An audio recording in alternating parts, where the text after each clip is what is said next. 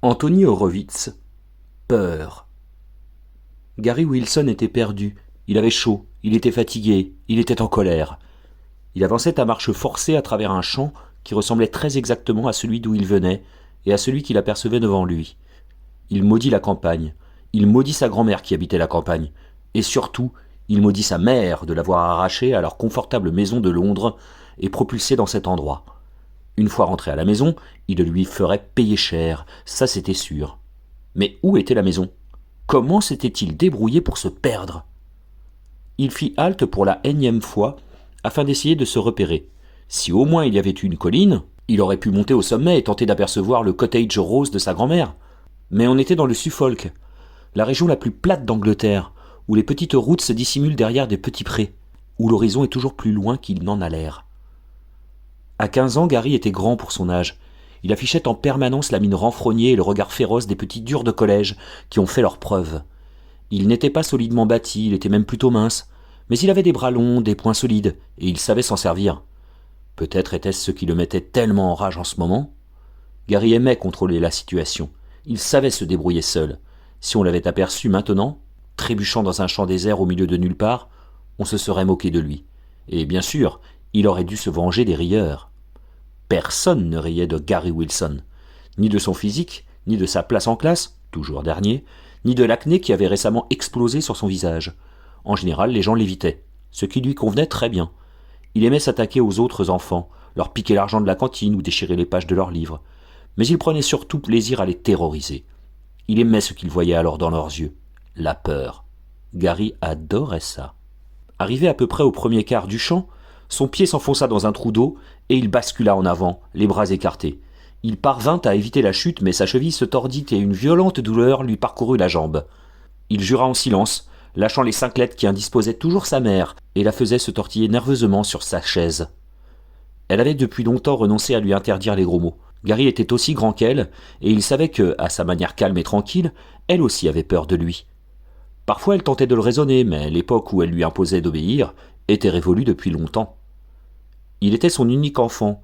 Son mari, Edward Wilson, avait travaillé dans une agence bancaire jusqu'au jour où, subitement, il était tombé raide mort. Il tenait encore son tampon dateur dans la main quand ses collègues l'avaient découvert. Gary ne s'était jamais entendu avec son père et n'avait guère été affecté par sa disparition, surtout quand il avait compris que c'était lui, désormais, l'homme de la maison.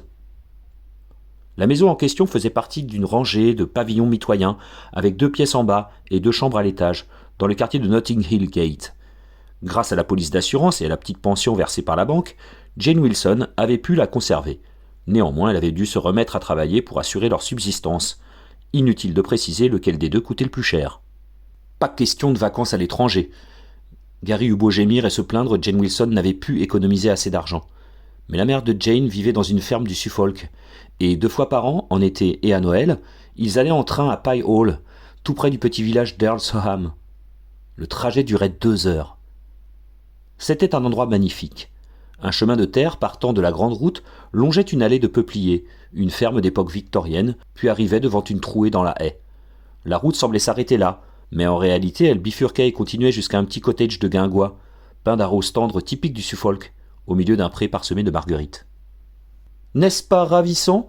avait dit la mère de Gary en descendant du taxi qui les avait amenés de la gare. Un couple de corbeaux les survola et alla se poser dans un champ voisin. Gary avait fait une moue dédaigneuse. « Pye Hall » avait repris sa mère en soupirant. « J'ai été tellement heureuse ici autrefois. » Mais où ici ? Où était Pye Hall ? En traversant ce qui était, il s'en apercevait maintenant, un champ gigantesque, Gary grimaçait de douleur à chaque pas. De plus, il commençait à ressentir les premiers picotements de quelque chose. Il n'avait pas véritablement peur. Il était trop en colère pour cela. Mais il se demandait jusqu'où il devrait marcher avant de savoir où il se trouvait. Et jusqu'où il pourrait marcher.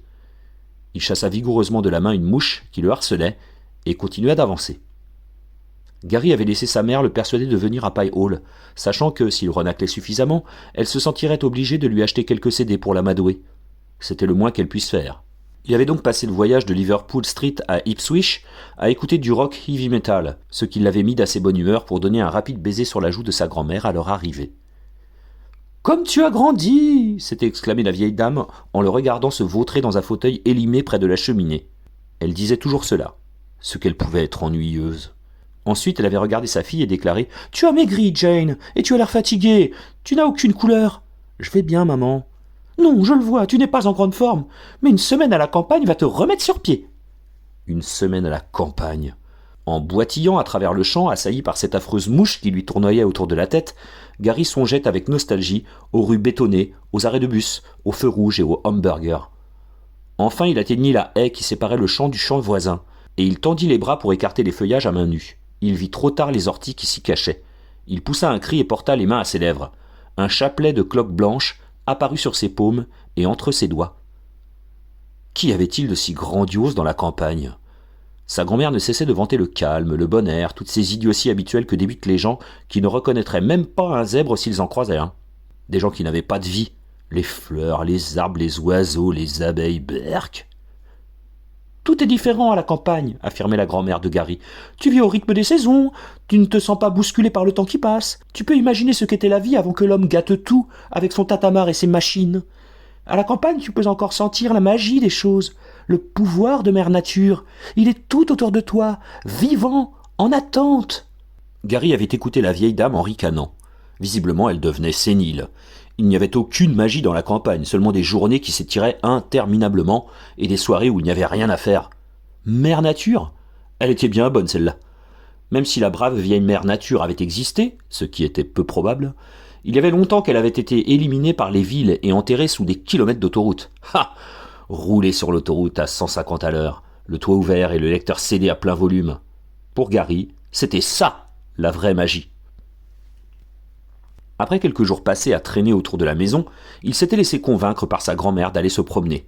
En réalité, les deux femmes l'ennuyaient mortellement, et loin d'elle, il pourrait fumer une ou deux cigarettes du paquet qu'il avait acheté avec l'argent volé dans le porte-monnaie de sa mère. « Suis bien les sentiers, Gary », lui avait recommandé Jane. « Et n'oublie pas le code de la campagne », avait ajouté sa grand-mère. Gary connaissait parfaitement le code de la campagne. En s'éloignant de Pie Hall, il avait cueilli des fleurs sauvages et les avait réduites en miettes. Il avait délibérément laissé une barrière ouverte, souriant d'avance à la pensée des animaux parqués qui s'égayeraient sur la route. Il avait bu un coca et jeté la boîte écrasée au milieu d'un parterre de boutons d'or. Il avait à moitié cassé la branche d'un pommier et l'avait laissé pendre au vent. Il avait fumé une cigarette et jeté le mégot incandescent dans des herbes hautes. Et puis, bien entendu, il s'était écarté du sentier. Mais là, il n'avait peut-être pas eu une très bonne idée. Il s'était perdu presque aussitôt. Il était engagé au milieu d'un champ, piétinant les cultures, lorsqu'il s'était aperçu que le sol devenait meuble et boueux. Ses pieds s'enfonçaient et l'eau recouvrait ses chaussures et trempait ses chaussettes. Grimaçant, Gary avait réfléchi un instant et décidé de rebrousser chemin. Seulement voilà, le chemin qu'il avait emprunté n'était plus là. Pourtant, il aurait dû le voir. Il avait laissé assez de marques sur son passage, mais non.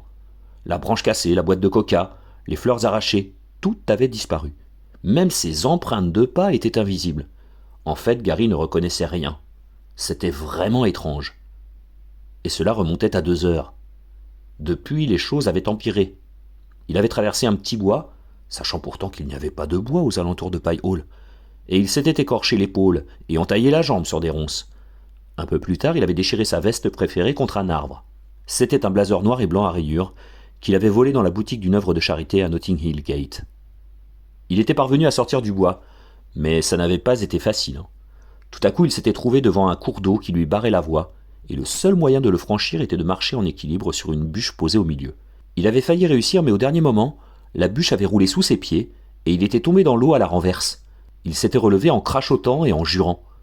10 minutes plus tard, il s'était arrêté pour allumer une autre cigarette, mais le paquet était détrempé et inutilisable. Et maintenant ? Il poussa un cri quand l'insecte qu'il avait d'abord pris pour une mouche, mais qui était en réalité une guêpe, le piqua dans le cou. Il tira sur le col de son t-shirt sale et mouillé, et loucha pour essayer de voir les dommages.